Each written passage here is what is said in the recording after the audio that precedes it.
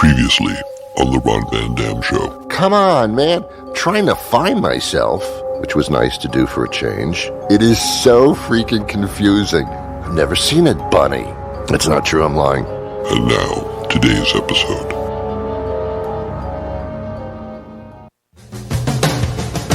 Good morning, good afternoon, good evening, good night.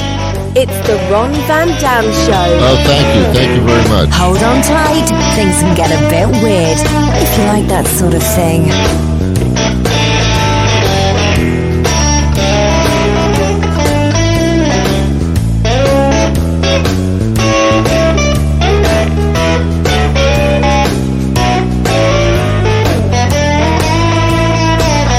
Hey, welcome to the program. It is indeed the Ron Van Dam Show. I am the person to whom they refer to in the title of the damn thing.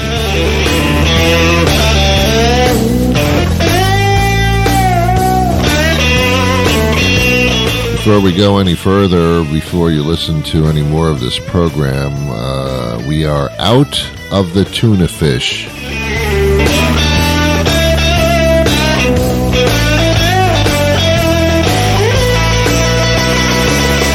Wait. Truck just pulled up. We got more tuna fish in, so we're good. Oh, God, it was close.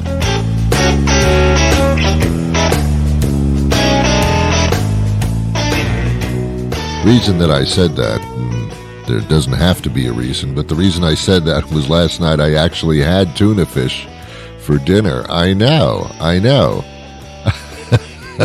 can't explain it either. I had a tuna fish casserole. As if it's not weird enough just to have tuna fish. I actually made a whole casserole of the tuna. You want some? I'll put it in a little plastic container. You can take it home with you.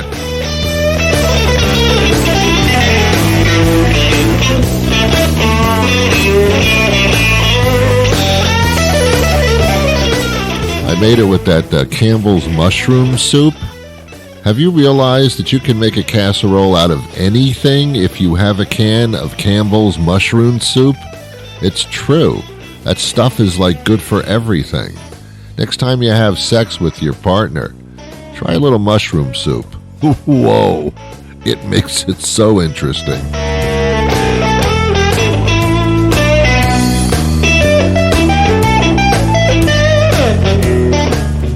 Okay, that's enough. That'll be enough. Thank you so much. Let me point out the exits, just in case there's an emergency during the program. There's one over there, and there's one over there. If an emergency takes place, head toward one of those exits, and don't tell anybody else. Otherwise, you're going to cause a stampede, and you'll never get out. So just leave and go somewhere else.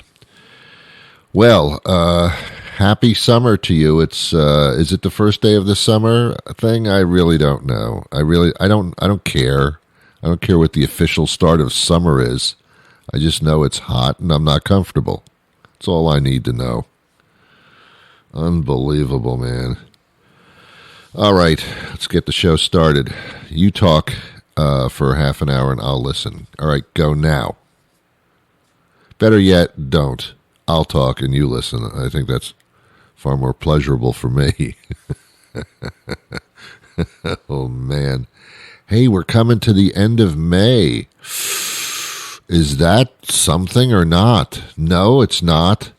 This is the last week of May, and then there's no more May. It's gone. It's finished until next year. We got another one coming up next year, so it's not so bad, but this is it for May. Then we're into June.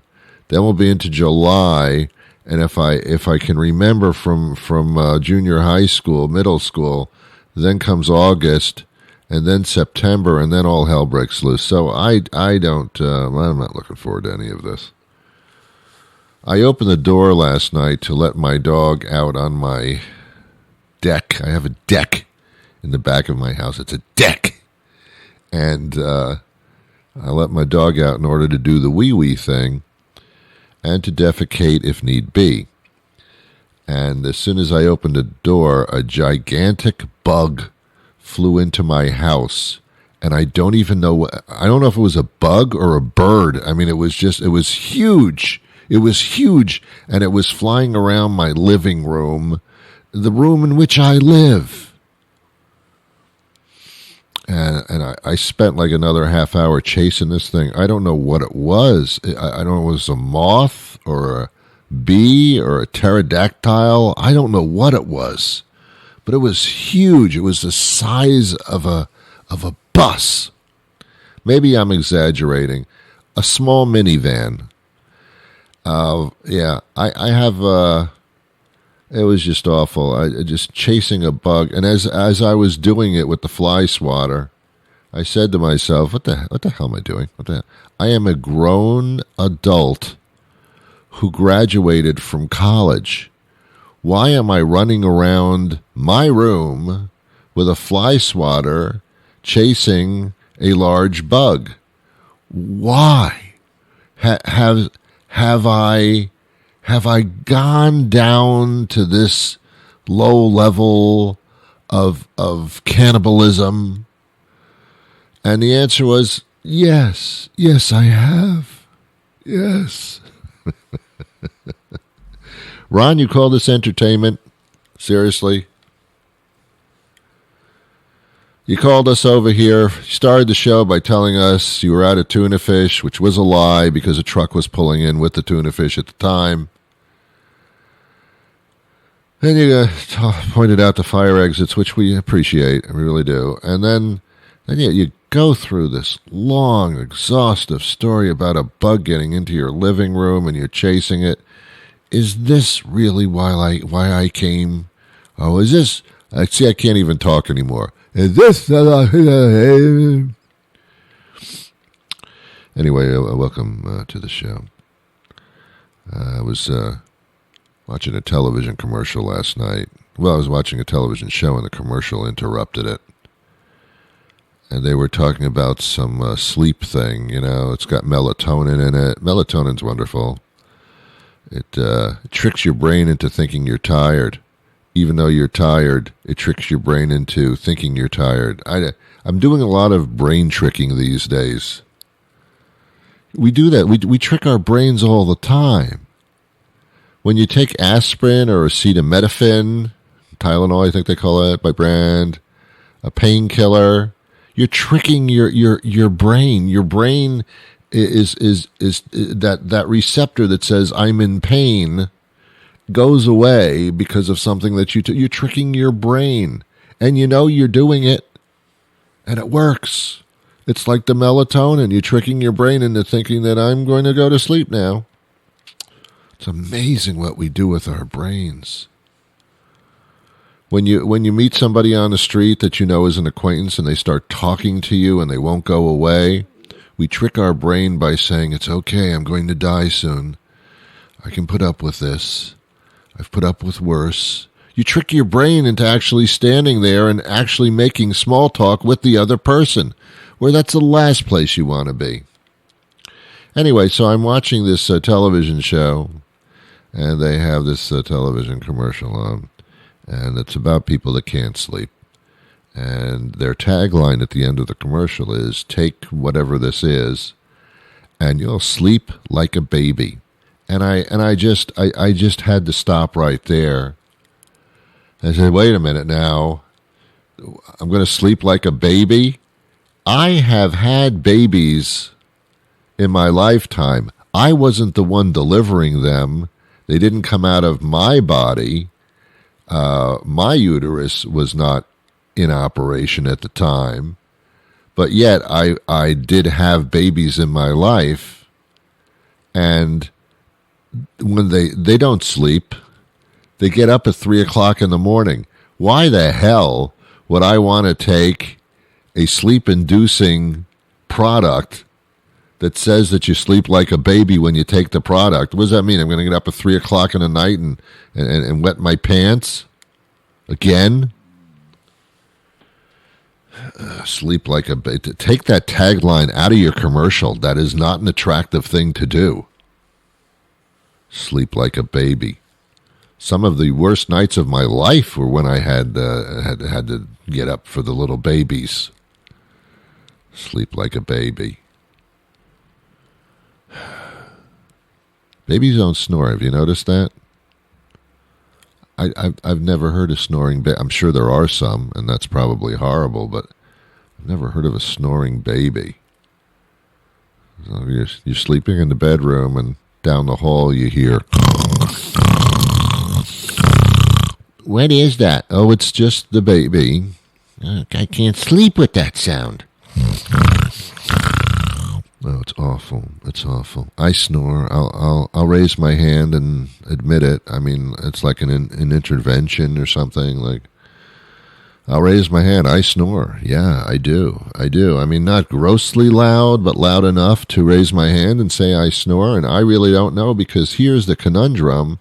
When I'm snoring, I am asleep and I can't hear myself snoring. Ooh, that's nature's way of blinding you from a horribly loud experience. Ron, did you know you snored? Well, no, I didn't, because when I'm doing it, I'm asleep. So I don't hear it. Well, you do. And you keep me up all night. Yeah, but doesn't bother me, so pack your stuff and get out of my house. Ooh, you don't do that. You don't say that. You don't say that. Sleep like a baby. Give me a break. God, the only way to get a baby to sleep is to either feed it or shove something in its mouth so it's teething on it. Other than that, man, babies... Why can't babies just go out and get a job? Put on some pants, get in the car, go find a job. But babies don't do that for some reason. They say, oh, I'm helpless. I'm helpless. Helpless, please. Come on. If you can squirt that stuff all over my ceiling, then you're old enough to get a job. Come on. Hey, to work in a liquor store, you have to be 21 to drink the liquor, not to sell it. I think. So let's get those babies out there and get a job, man. Please. Anyway, that's it. You know who I really admire?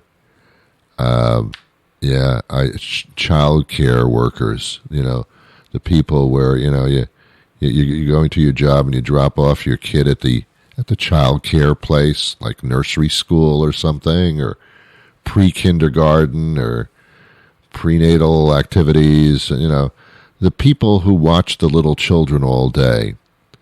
I think they are like first responders. You're asking to put up.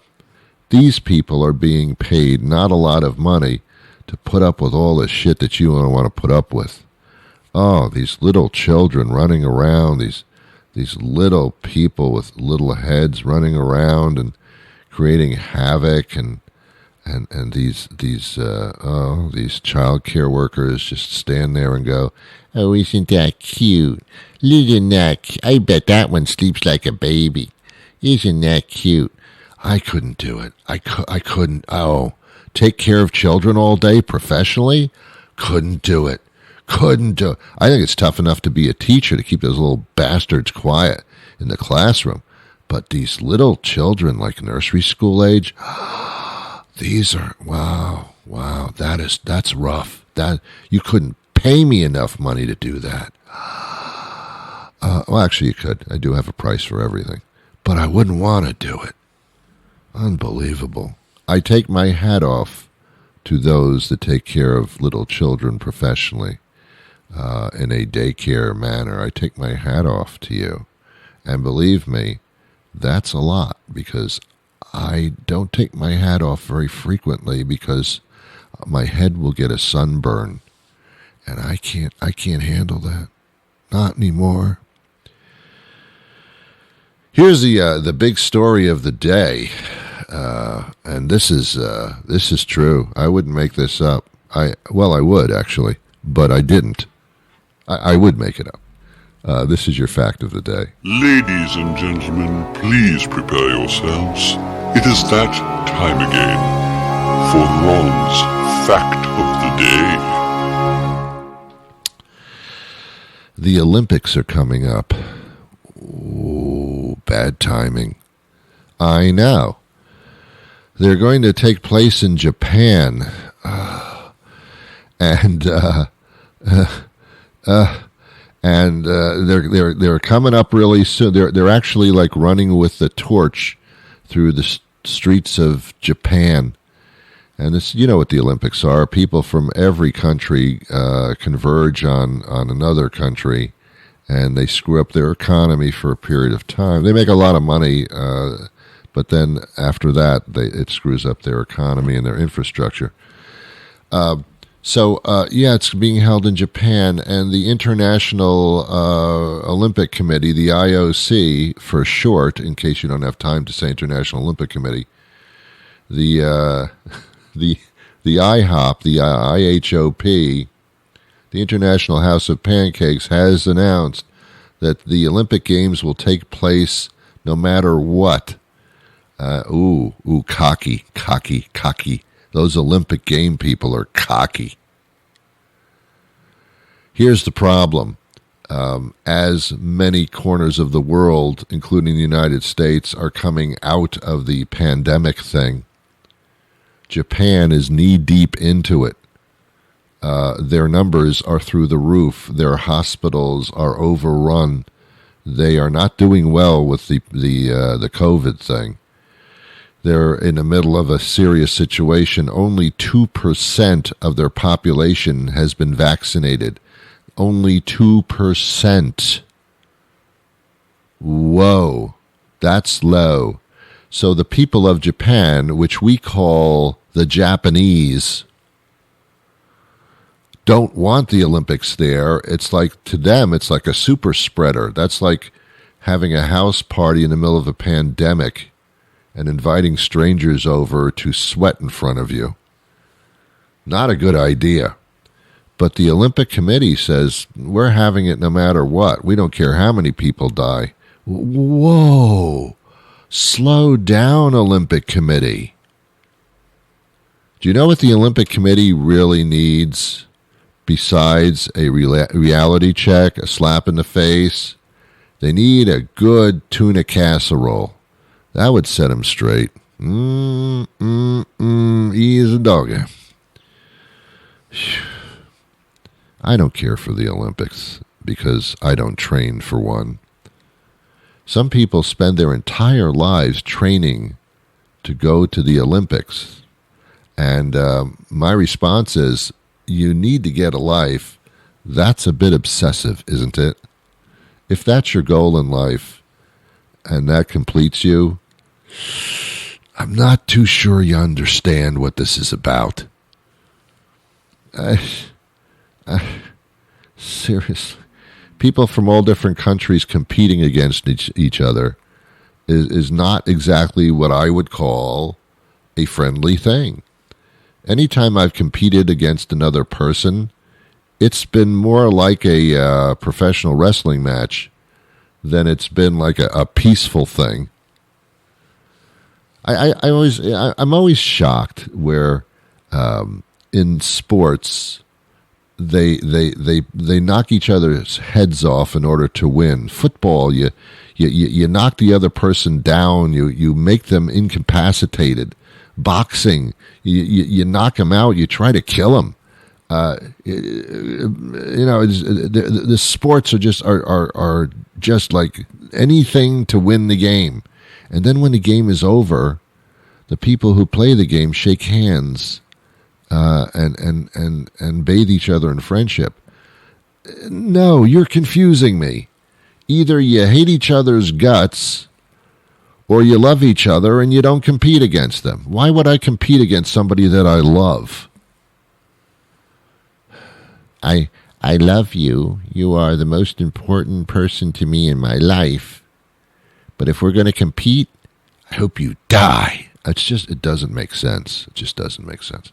Anyway, so the Olympics apparently are taking place unless there's some incredible announcement and the people of Japan start rioting and saying, oh, no.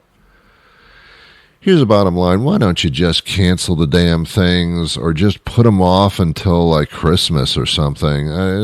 Just postpone them until you get your numbers down. Japan is bathed in this horrible pandemic. It's getting worse, not better. And the United States has actually said, not the entire country, but the CDC has actually announced that going to the Olympics, traveling to Japan, is do not do it. Do not go. That's what they said. And that's because the numbers in Japan for the pandemic are like skyrocketing in the wrong way. So an Olympian has quite a choice to make. Do I go to a place where no one really has been vaccinated, where people from all different countries with all different pandemic situations are gathering in one spot and having group sex? I mean, is that where I don't know. I don't care for the Olympics. I don't get off on watching people compete against each other from different countries. I just don't. Maybe it's me. I know it is me, as a matter of fact. I know it is. Hey, wait a minute. What's this phrase, maybe it's me? No, it is me. I mean, it's true. Stop with this maybe stuff. All right. I do have a guest on today's show, a quite interesting guest at that. So I hope that you... I'm sorry. I'm laughing at myself. All right, ladies and gentlemen.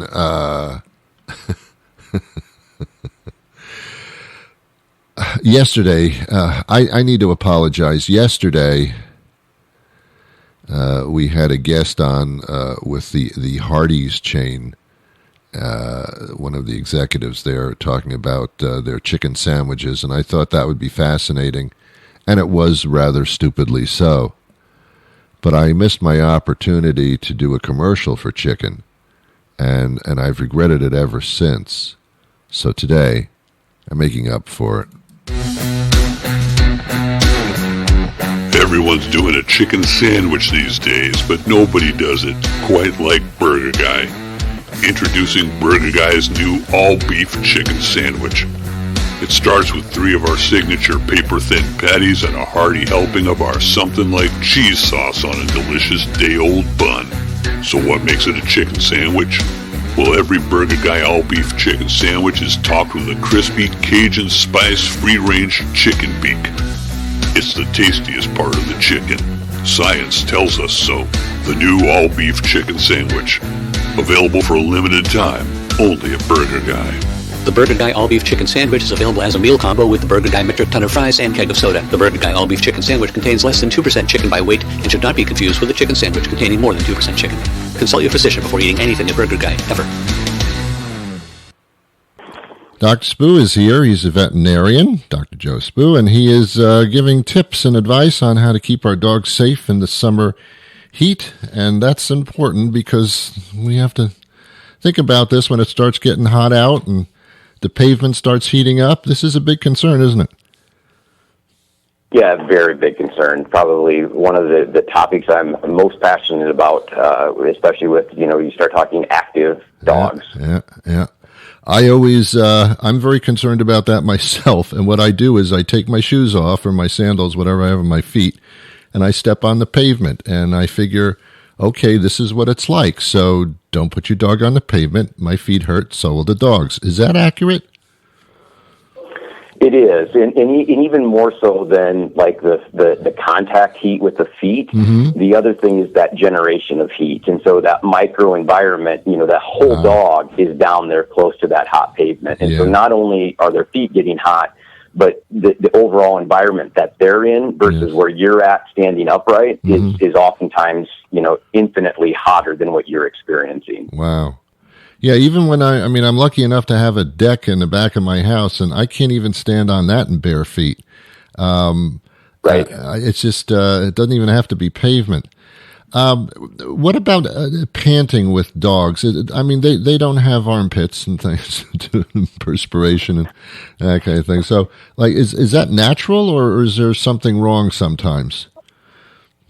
So it really depends. And so you're right, we sweat, and not just, in our armpits, but our entire body sweats. Mm. And so, we cool down very, very efficiently, where dogs, when it comes to cooling down, they use their respiratory tract. So that panting and moving air is the only way, or the only major way that they really cool down. And so what happens, as we get into this exertional heat-related illness, right, is that happy pant, or that pant that, when you throw a couple of balls for them to chase, turns into more of a roaring type of pant, where they're just trying to move as much air as possible. That mouth is wide open. Oftentimes it will be accompanied by a thick, ropey saliva, and the dog just begins to look like it's in trouble. It's an entire change in the situation. Okay, so that's one of the warning signs, I assume. That's an early warning sign. So that's a dog that we'd probably say is starting to experience, what we would call heat stress in the early stages of that heat-related illness. Okay. I've heard a lot about the color of the fur, the color of the dog's hair. Does that indeed make a difference?